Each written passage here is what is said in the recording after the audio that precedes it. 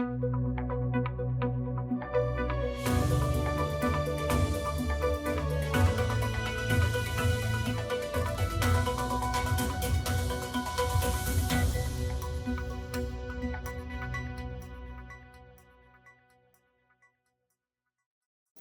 today's news, Premier outlines agricultural and fisheries plans for the Virgin Islands. WALWYN commends Speaker for leadership on House Management Bill 2025. Shepherd Hill retaining wall and road construction progressing steadily, and innovative disaster risk financing expected to provide quick relief in Jamaica. These and more stories when To It For News returns.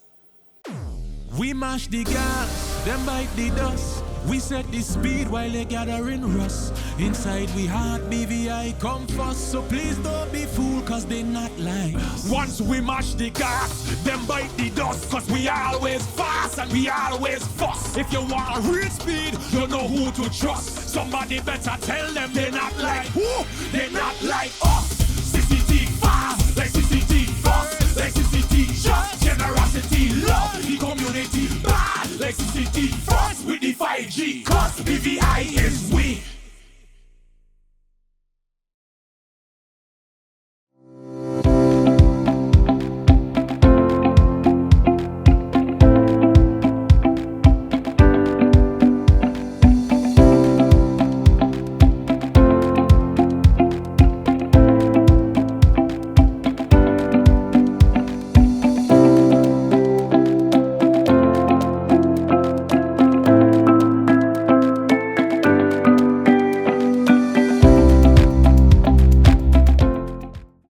Welcome to the Tuesday, November 4th edition of To It For News. I am Jacques Wooding Donovan, bringing you the latest out of the British Virgin Islands. Thank you so much for joining us. Plans are in place to expand farmland access, build a reservoir, and provide financial support for farmers. More in this report. Premier Dr. Natalia Wheatley has outlined several initiatives aimed at strengthening the agricultural and fisheries sectors in the Virgin Islands during a recent appearance on the Umoja talk show. Dr. Wheatley said plans are underway to make more farmland available to local farmers, while also developing critical infrastructure such as a new reservoir to support sustainable agricultural growth. We are about to produce a water policy. Okay, and I should make you aware as well that we're building a reservoir at Paraquita Bay. That is something that the Recovery and Development Agency has taken on. Someone who appears on your show is working on that, which is Shayna Smith, working on this reservoir. She'll be able to speak in a more detailed fashion about this reservoir. But we're building a reservoir so that water can be available to farmers. We often speak about the fact that farming should be subsidized. So what we're going to, in essence, do is provide land and water at a subsidized rate. It's not going to be free. You know, we'll have to pay something for these things, but it will be at the subsidized rate. It's not going to be at a commercial rate. And the water policy will basically dictate what that looks like and what are the conditions to be able to access that. He explains that individuals seeking farmland from the government must present a business plan that aligns with the National Agricultural Strategy. We have government land there in Paraquita Bay, and we have it in other places. And that's partly why we need license and lease agreements to be able to dictate what takes place on the land. The model that we are looking at is to be able to empower farmers to be able to occupy the land. But even before they occupy the land, they have to have a business plan. You know, it's not that we just give you land and we say, do what you're doing. You come with a business plan, and then through that business plan, we decide whether you're the right person to be able to occupy this land. Because what you want to do corresponds with the government's priorities and the government's interests of increasing food production and having food security. So those license and lease agreements are extremely important. You have a business plan, extremely important. I should speak about financing as well.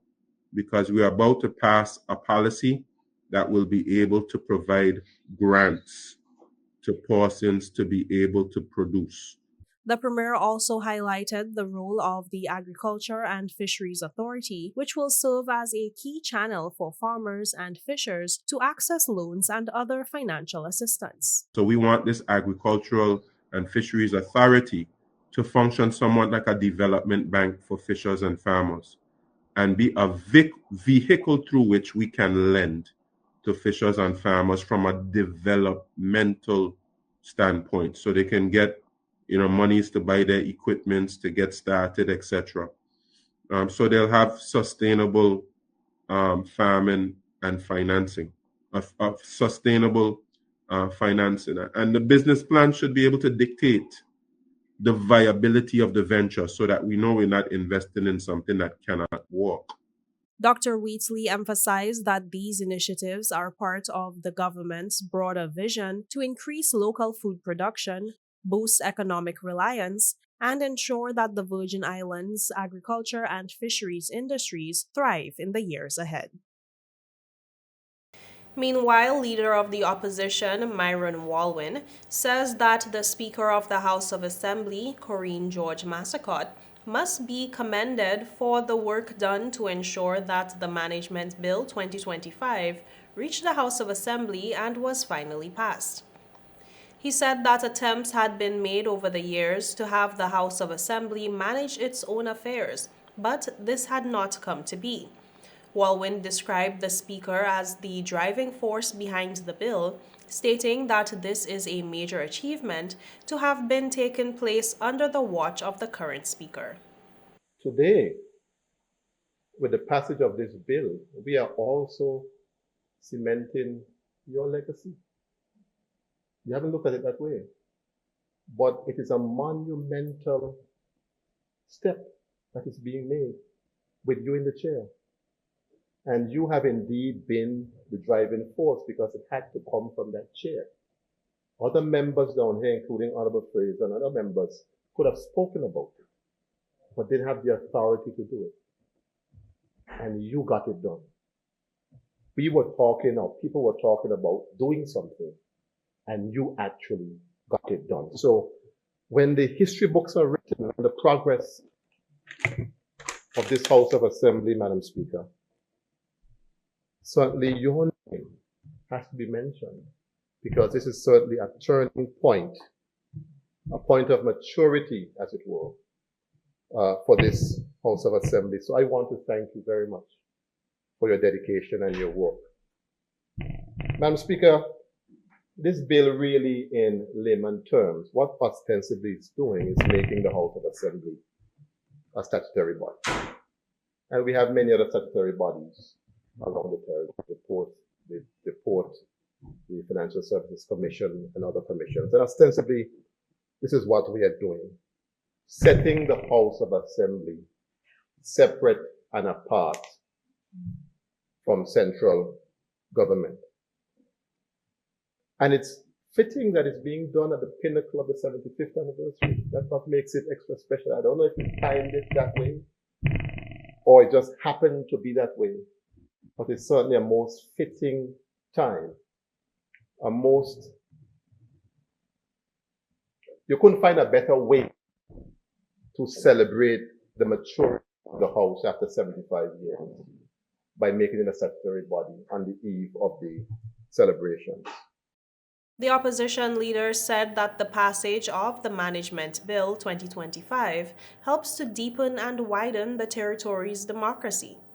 We know a very important underpinning, or perhaps the most fundamental underpinning of the Westminster system of government is the separation of powers. We know that we don't always have true separation. There's an overlapping sometimes, as we see it now, between the executive and the legislature. The judiciary enjoys more than the legislature does. Madam Speaker, helps in bringing that separation of powers that really should happen to fruition. Because You can't have a situation, or we should not have a situation, but we've enjoyed it for the last executive has the financial control, administrative control, and other forms of control over the legislature. It is not a good place to be when you look at it, because the job of the legislature is to scrutinize the executive, to hold the executive to account. And you can't effectively do that, or the perception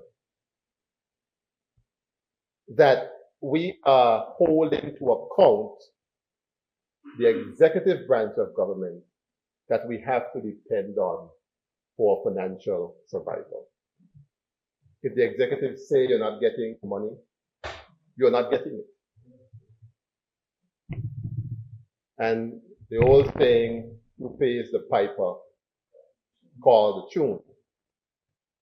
And now, Madam Speaker, we are getting a chance now to call the tune. Up next, Shepherd Hill retaining wall and road construction progressing steadily, and innovative disaster risk financing expected to provide quick relief in Jamaica. These and more stories after a word from our sponsors. Just give me my service. Yeah. Just give me my service. Just give me my service. Make the switch to CCT and get connected today. Unlimited talk, text, and data. Visit any CCT store or call us at 444-4444. CCT, Life Unlimited. At Higher BVI, we're not just about business. We're about empowering lives, and that is because we aspire to inspire. By choosing us, you're supporting a company that believes in equal opportunities, diversity, and community growth. Our mission goes beyond profit. It's about providing HR solutions, fostering talent, and leaving a positive impact. Join us in building a better future, a better BVI. Choose Higher BVI, where your support isn't just a transaction, it's a transformation. Together, we're changing lives in these beautiful Virgin Islands.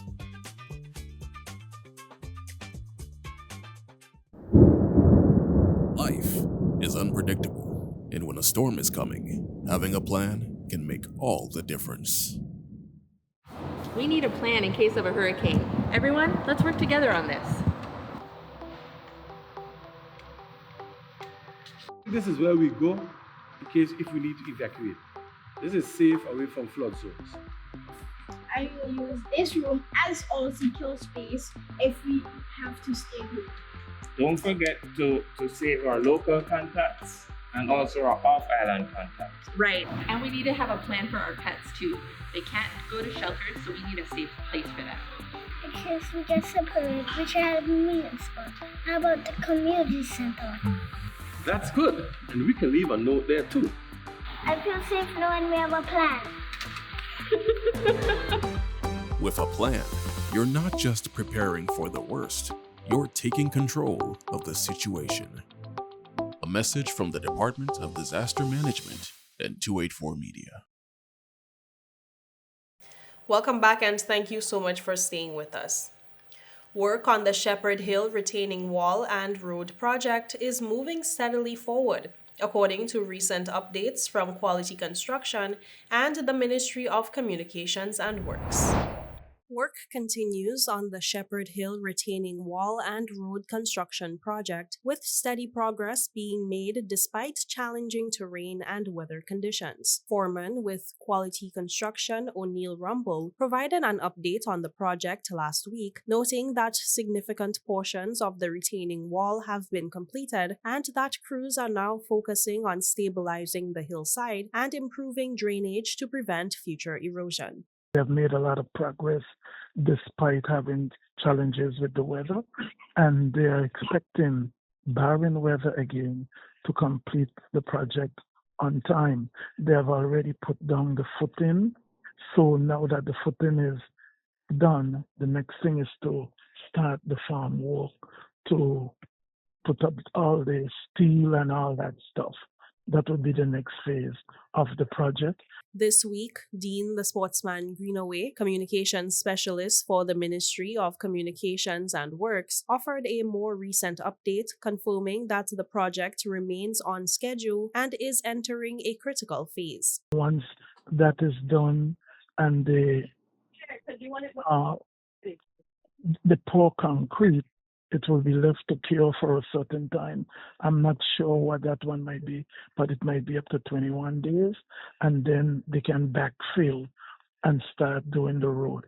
So it's a while before they reach to that point. In addition to progress at Shepherd's Hill, roadworks are also advancing in George's Hollow and Huntom's Gut. Both projects are expected to be completed soon, further enhancing road safety and connectivity in the area. Meanwhile, Jamaica's catastrophe bond, renewed earlier this year, will now provide vital financial support as the country begins recovering from the devastation of Hurricane Melissa. More in this report. Jamaica's pioneering approach to disaster risk financing is set to play a crucial role in recovery efforts following the devastation caused by Hurricane Melissa. The island was among the first Caribbean nations to adopt this type of financial protection, launching its first catastrophe bond in 2021 with support from the World Bank. In April 2024, the government renewed the arrangement with a new US $150 million catastrophe bond, providing coverage for the years 2024 to 2027. The bond offers rapid access to up to $150 million US dollars, approximately 24 billion JMD, in funding for relief and reconstruction. Finance Minister Fayval Williams gave a brief update at a recent media engagement on the policies that will aid Jamaica's reconstruction. The first layer that we can immediately call on is the contingencies fund with $5.3 billion. Then we have the National Natural Disaster Reserve Fund with $1 billion. There are some conditions that apply, and we'll work through those.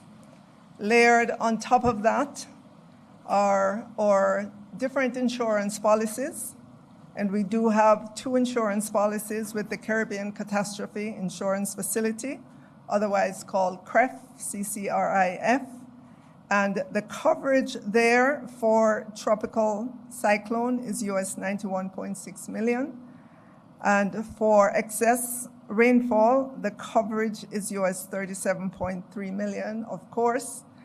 Those are also parametric insurance, meaning preset conditions, and those will be calibrated, and we will get information as to whether or not there would be a payout from that insurance.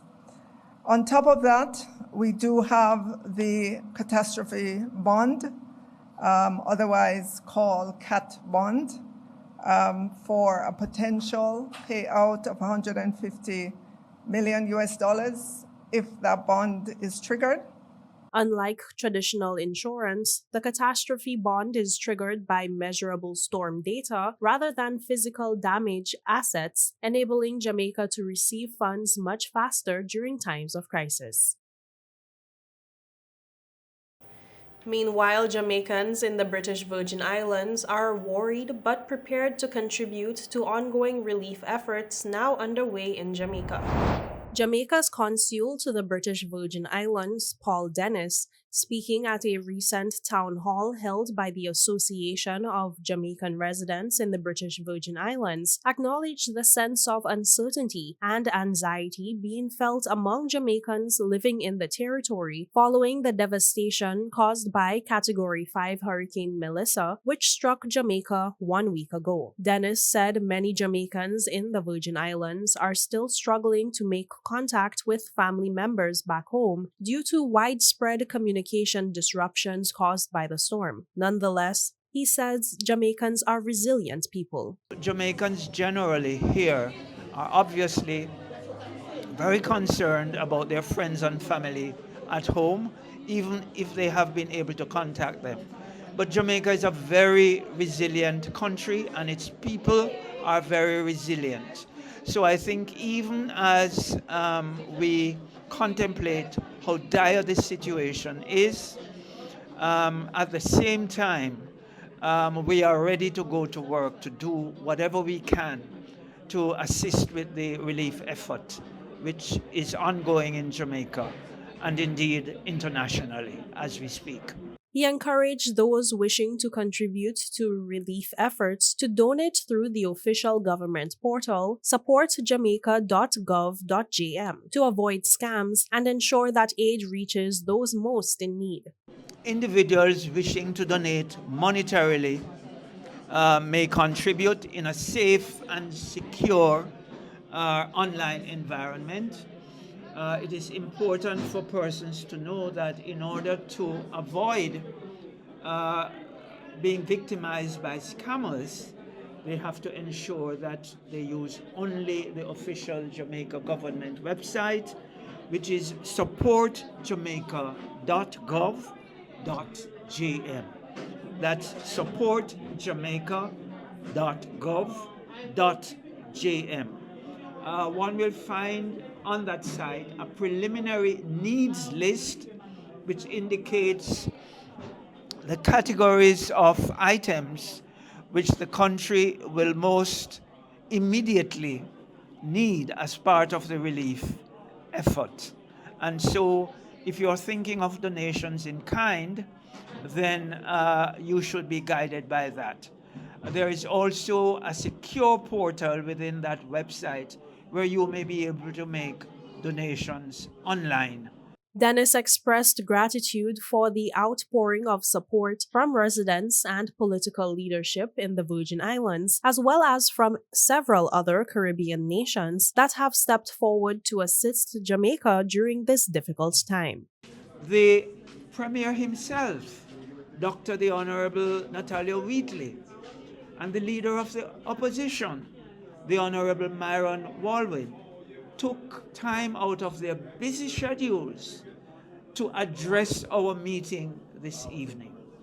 And that is indicative of the level of support which we have been receiving from the Virgin Islands, both across the society and at the very top in its political leadership. And so my word to the BVI community is simply thank you for your solidarity with us. He affirmed that the Jamaican community in the BVI remains united in solidarity with their homeland as recovery efforts continue. Up next, crowds turn out in numbers for TORTOLA Auto Group's GAC Auto launch, and weak trough brings moderate chance of showers across the BVI. After a quick word from our sponsors. As the winds start to whisper of approaching storms, it's time to safeguard your sanctuary. Hey, have you checked your insurance policy lately? Not recently, why? It's very important to check your insurance policy before the hurricane season. That's a good idea. I'll reach out to my provider and get some information. Awesome. Come son, let's plan for emergencies together. We're gonna include your favorite comfort kit.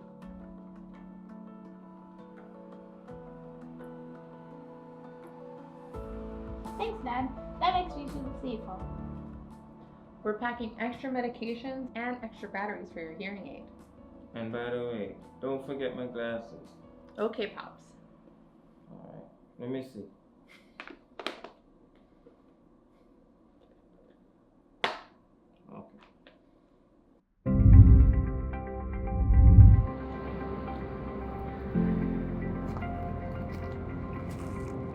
Going on, dog? What you saying? You good? You got truck? How you on here doing? I hear trimming some of the branches to make sure they don't cause a frig when the storm come. Fair point. I gotta go clean out the gutter them down by me so nothing don't build up. You know how that could go sometime. Makes sense. That sounds good. We gotta be prepared. Facts. Sometimes we get off track, but that's okay. Yeah. Thanks for chilling with the dog today, you know. Man, anytime, you know I got you. Yeah, but the place so damn hot now. And you know the old people them say when it's so hot, a storm somewhere out there coming. Listen, I rebuke that in the name of great God of the universe, okay? Let me move these stuff so they don't cause a problem. Alright, me want my neighbor window get knocked out at all, Mr. Remember, we're in this together. Reach out to your community, lend a hand, and shield each other from the storm's challenges.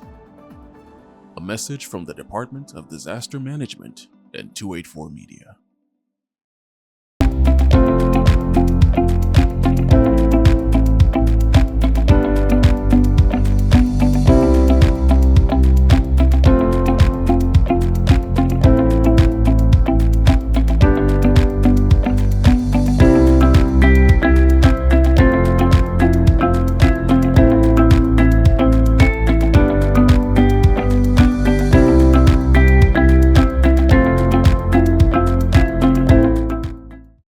Welcome back and thank you for staying with us. TORTOLA Auto Group recently held a launch for GAC Auto brand of vehicles, now a new brand added to the company's offerings. Here's a look at the event.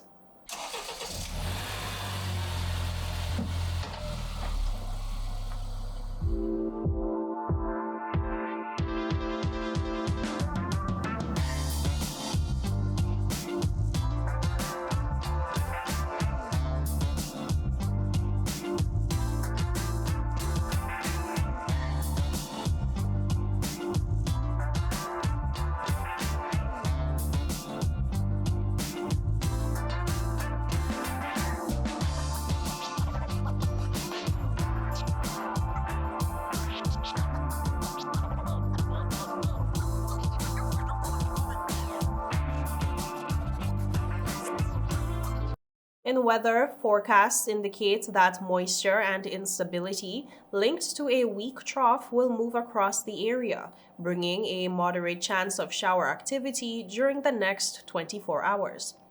Tonight is expected to be partly cloudy with brief cloudy spells and a 60% or moderate chance of overnight showers. Winds will blow from the east-southeast at 7 to 16 miles per hour, becoming lighter at times. Seas are expected to range between 3 and 5 feet, and conditions will remain generally calm for small craft operators. Sunrise tomorrow will be at 6:19 a.m. And that's it for today's news roundup. Be sure to follow us for daily news updates at 284media.com, like us on Facebook at 284media, and 284BVI on Instagram and X, formerly Twitter. I am Jaco Wooding Donovan, and I will see you again tomorrow, so have yourself a safe and enjoyable evening. Goodbye.